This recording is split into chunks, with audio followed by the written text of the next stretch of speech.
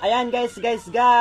Hello mga isko, mga iska. Welcome back. Yes, yo. Break it down you. Yeah. So ngayon po ay may bisita pa ako. Nandito po si Iska Ayi. Ayan. So magbayad po siya ng utang.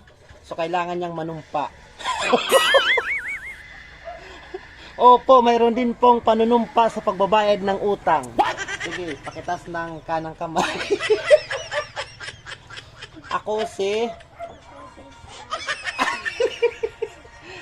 Ako si Iska.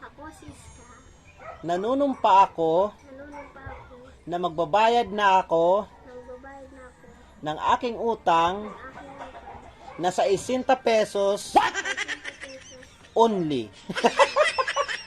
Kay Maestro Waray. Sumusumpa ako na hindi na ako uutang kung hindi ko rin mababayaran.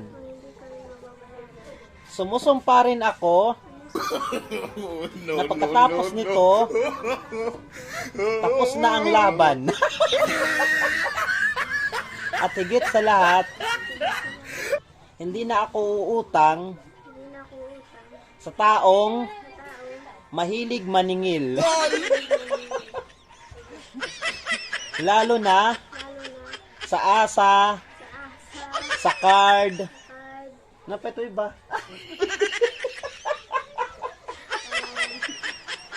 At sa mga ahawan. Dahil sila po yung mahilig maningil. Sumusumpa rin po ako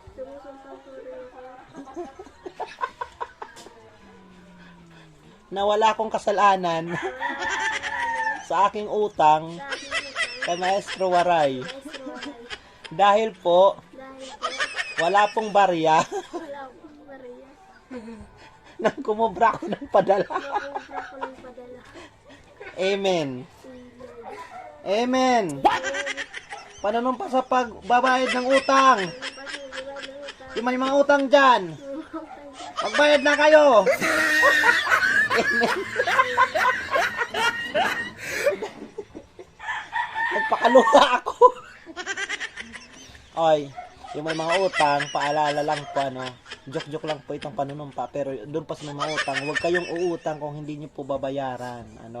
Umutang po base sa kakayahan, kung kaya magbayad, kung yung income ay maliit lang, so maliit lang yung utangin.